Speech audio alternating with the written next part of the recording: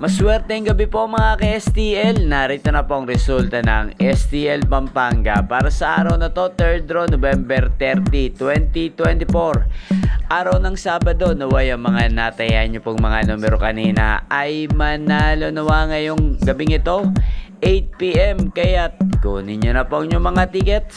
Narito na po ang resulta.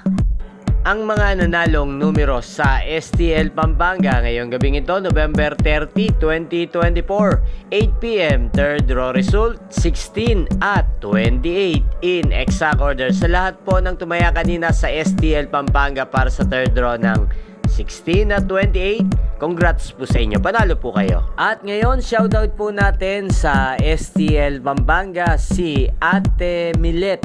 Ate Milet ng Pampanga, shoutout po sa iyo, naway nasa mabuti ka pong kalagayan. At sa lahat po ng mga taga Pampanga dyan, lalong lalo na po sa aking mga subscribers na walang sawang nanonood ang aking mga videos araw-araw, shoutout po sa inyo.